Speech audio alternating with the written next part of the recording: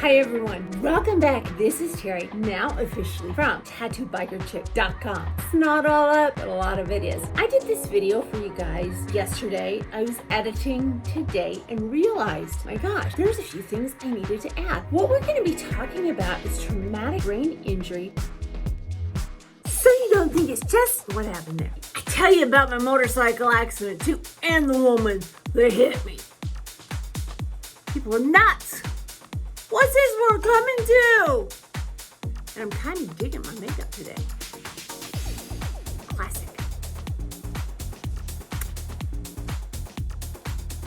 And the one that I received when my motorcycle was totaled in 2007. And as I was watching this video, editing it, I realized how much you can tell if things aren't edited out. And I'm like, oh my gosh. Yes, you guys, give this a watch. Leave your comments. Have you been in a motorcycle accident? Have you been in an accident like this? Do you have traumatic brain injuries? What's going on with you guys? If you don't mind, let me know. I think, you guys have been such an encouraging, wonderful group, and you are benefiting everyone that reads the comment. And right now, before we get into the video, I'd like to ask you if you do find any content that is of value, if you like it or whatever, if you're just feeling extra generous today, please hit subscribe, like, comment, hit the bell for notifications. And when I say comment, I really, really love your comments. I read every one. I try to respond to every one of them. And I have noticed there are a lot of conversations that are going on between my followers. I love that. You guys are so encouraging and so wonderful. With that, let's get into the video. Hi, everyone. Welcome back. This is Terry. I thought I'd tell you a bit of a story.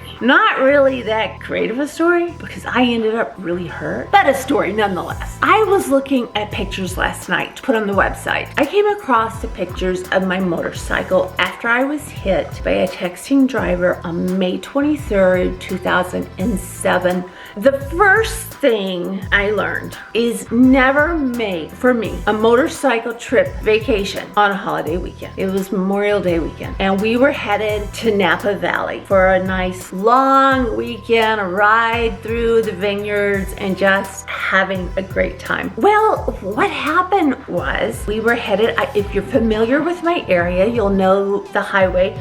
We were on 205. We were in the lane to go left onto I-5. Traffic was totally stopped because everyone was trying to get the heck out of Oregon like that. That's what we do when you live in Oregon. You try to get out of Oregon, especially in May because the weather is so iffy. That day, it was a really, really warm day. So we were sitting in traffic for, oh my gosh, 15, 20, 30 minutes. I don't really remember.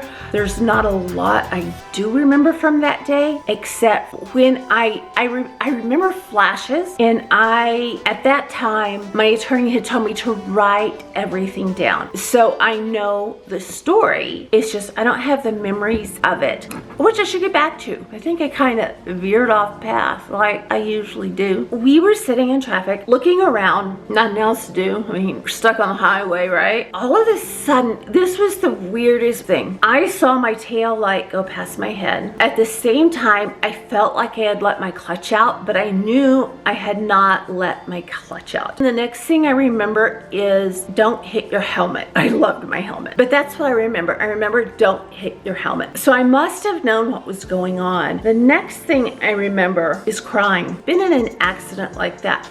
Time sort of stops and everything was so surreal. I was laying on the highway and it was hot, and still I can feel the heat on my arm if I think about it. I could feel the rocks and I could feel the heat on my left arm. I couldn't see my motorcycle, and that's why I was crying. I couldn't move. I already knew my leg was broken, but I couldn't see my motorcycle, and this was a brand new Harley, and I was in love with it, and I was just was just crying. I remember there was an EMT worker there at one point asking me why I was crying, and I said because I can't see my motorcycle. And they kept telling me, you know, my bike was over there and I didn't want to see it. That really, it freaked me out. I do remember that feeling. I remember after the accident, the first thing after the accident that I remember, and I'm going to be inserting, if I didn't already say, I'm going to be inserting photos for you guys. The first thing I remember after the accident, being on the ground, my husband took my helmet off, which we learned is a great big no-no. You don't take someone's helmet off when they're in an accident. But at that time, I was not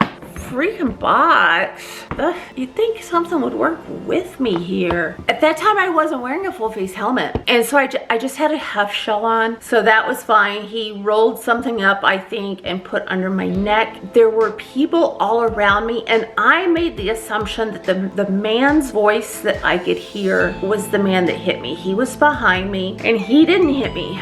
A woman hit me and she was in a minivan with her grandkids jumping all around it, and she was distracted, they believe, by texting. She wouldn't get out of her car. I didn't know that at the time. I was told that a little bit later. I was really bummed that we weren't going to be able to go on this ride, but the thing that really bothered me was I couldn't see my motorcycle. That was crazy. I remember saying, call my dad, and I had, you know, it's like, call my dad. You got to get a hold of my dad and let him know what's going on. So they got a hold of my dad, and going through my head, I was thinking, where are the sirens? Someone is going to run over me. I'm lying in the middle of the highway. Somebody is going to run over me. You know, you're not really thinking straight when something like that happens. I remember somebody went to cut my leathers, and I was thinking, no, don't cut my leathers, but I couldn't say that. And then I heard someone say, hey, they have zippers. Don't cut those leathers. And I was like, oh, thank God. I'm lying there. There were people all around me. A trauma doctor stopped, a trauma nurse stopped. Finally, the fire trucks got there, and I can remember I kept wanting to go to sleep. I just wanted to go to sleep. The chaps that I had on did their job. I do remember when I went off the bike, I didn't roll, I stuck. Those chaps freaking worked. So they stopped me from rolling into oncoming traffic, which there was none because the highway was shut down. This woman evidently had come up behind us. She was distracted by her grandkids and her texting, and she didn't see that the highway, all the traffic was stopped, and she sort of cue-balled me. She hit me at an angle, ended up taking off, you'll see the pictures, she ended up taking off my left bag. You know, just to think that she wouldn't get out of her car was difficult for me. Why would someone not get out of your car if you just hit somebody and knocked them off their motorcycle? And at that point, we didn't know if I was okay or we didn't. As I said, I knew my leg was broken, and that's all we knew. I did have a concussion. I had a few more injuries. She didn't know that. Then I heard screaming, a police officer screaming, get out of your car. And I was told later that he was this big, like 6'7" motorcycle cop was there beating on this woman's door because she wasn't getting out of her car. And she didn't call 911. She called her attorney. Well, she had state minimum insurance. I don't know why she called her attorney. I don't know. Maybe she thought she'd kill me. I don't know. But I was laying there crying, so I wasn't dead. I didn't really feel any pain that I can remember. There was a point that I remember I just wanted to go to sleep. And that's not a good sign after a head injury. I just wanted to go to sleep. I was so tired, and I had my eyes closed, and I felt someone with a mustache kiss me, or whiskers or something. And I opened my eyes, and I saw a ring of men around me. One of the EMTs, I remember focusing on his eyes. He had the most beautiful golden eyes I had ever seen. And I'm looking at him, evidently with this really strange look of confusion on my face, because they said, ma'am, that was your husband. We don't offer that service.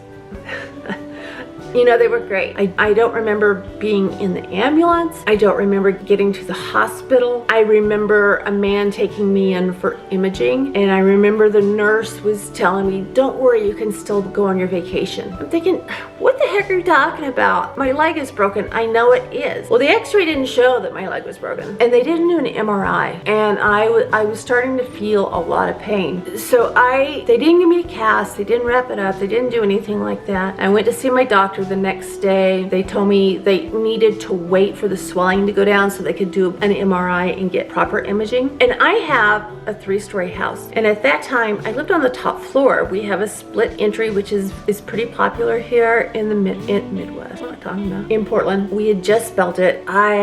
We lived on the top floor, and you never know how much really your foot matters until you can't use it. I was told I couldn't bear any weight on my foot, and that caused a whole host of problems. One is, how do I get around? Another one was, how do I go outside? How do I get down the stairs? How do I go to the bathroom? How do I take a bath? I couldn't take a shower. Well, I could take a shower before I ended up with a cast, but I have a deep jetted, not jetted, but a deep garden tub, soaking tub. There was no way I could get into that. My daughter went to the tow shop, and she said when she got there, the woman that had hit me was in there and wouldn't make eye contact with her. At that time, they didn't know if I was okay or not, and my daughter said the man in there said, "Oh my gosh, was it your mom that was hurt?" And she said, yeah, it was my mom. And he said, "Is she okay? Is she gonna be okay?" And at that point, they didn't know. And my daughter turned and looked at the woman and said, "We don't know if she's gonna live or not." I'm sure they probably knew I was gonna live, but anyway, the woman just wouldn't make eye contact. You know, there's so many bits and pieces that I remember and that I don't remember. That happened May the 23rd. We ended up having an MRI done. It showed that this bone was crushed. The way they explained it to me, it was like a Rice Krispie. And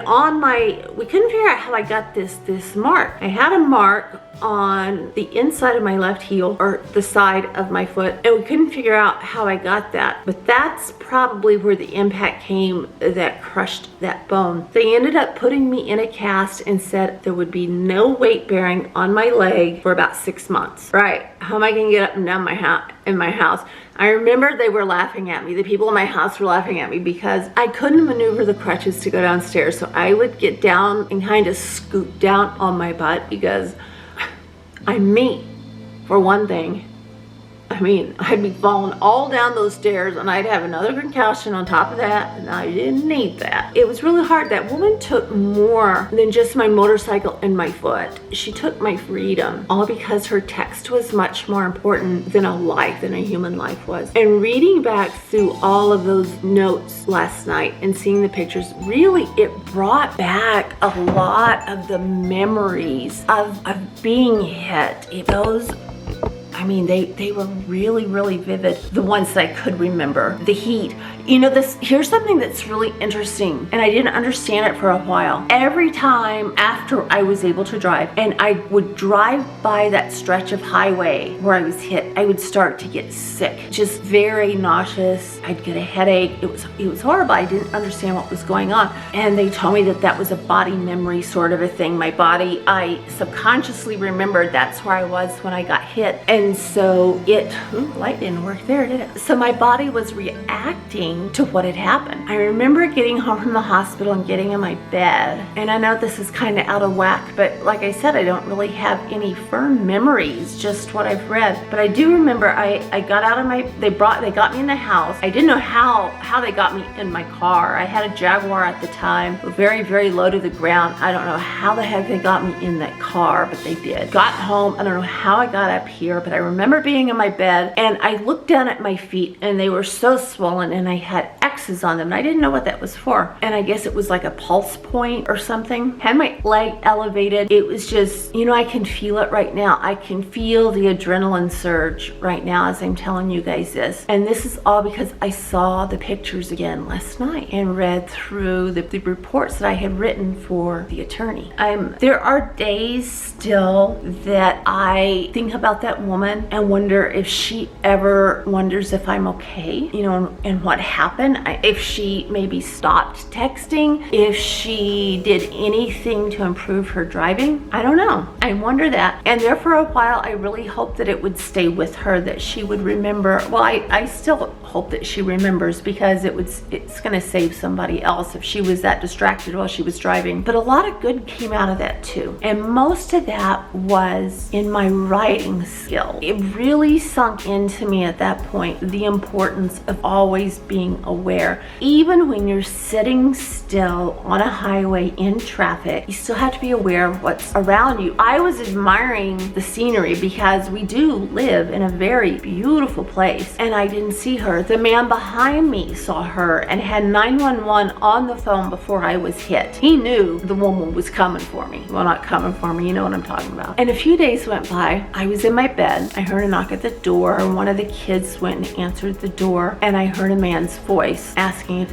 he could see me. And whichever kid it was, I don't remember which one it was right now, came back and said, "Mom, there's a police officer here that wants to see you. Can he come back?" I'm thinking, yeah, but what did I do? Evidently, and I don't remember this part. I do have it written down, so I remembered it at the time. I had a bracelet on that was in memory of my grandson that died, Isaiah. He died in 2004. And I had that bracelet on, and it was made of beads and crystals, and it had his name in it. And I had worn it every day since I had received it. That police officer went back to the scene of the accident, and he picked up every last bead. He searched and he searched. He found every piece of that bracelet, and I still have that bracelet today. I don't wear it anymore, but I have it because of that police officer. And there's so many of those guys that were so wonderful. I wish that I could tell them thank you for what they did for me. You know, they all tried to keep me calm. They all tried to reassure me. I wasn't having any of that because I knew my motorcycle was hurt. And I wasn't having anybody trying to keep me calm, and my motorcycle was hurt. I mean, my foot was, I already knew my foot and my leg were broken, and I had a concussion. I had problems with my back.